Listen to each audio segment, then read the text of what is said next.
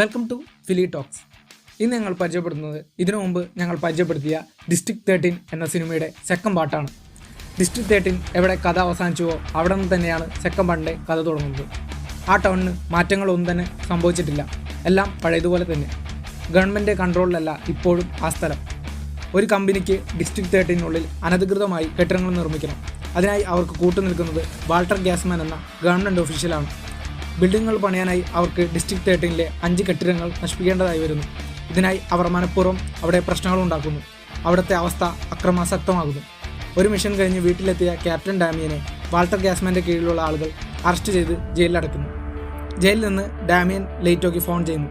ലെയ്റ്റോ ജയിലിലെത്തി ഡാമിയനെ രക്ഷിക്കുന്നു. പ്രസിഡന്റിന്റെ നിർദ്ദേശത്തിൽ ഡിസ്ട്രിക്ട് 13 ആളുകളെ ഇവാക്യുവേറ്റ് ചെയ്തുകൊണ്ടിരിക്കുന്നു. എന്നാൽ ഇതെല്ലാം വാൾട്ടർ ഗ്യാസ്മാൻ്റെ പ്ലാനാണെന്ന് മനസ്സിലാക്കിയ ഡാമിയനും ലെയ്റ്റോയും ഡിസ്ട്രിക്ട് 13 മറ്റു ഗ്യാങ് ലീഡേഴ്സുമായി ചേർന്ന് ഈ പ്ലാൻ തടയാൻ ശ്രമിക്കുന്നതും പ്രസിഡന്റിനടുത്ത് എത്താൻ ശ്രമിക്കുന്നതാണ് പിന്നീട് അങ്ങോട്ട്. ഫസ്റ്റ് പാർട്ടിലേതുപോലെ ഈ സിനിമയിലും പാർക്കൻ രംഗങ്ങൾക്കും ആക്ഷൻ സീക്വൻസുകൾക്കും കുറവൊന്നുമില്ല.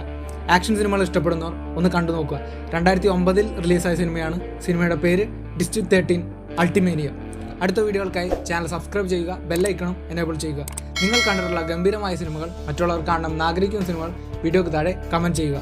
അടുത്ത വീഡിയോയിൽ മറ്റൊരു സിനിമയായി വീണ്ടും കാണാം. അതുവരെ സൈനിങ് ഓഫ് ഫിലി ടോക്സ്.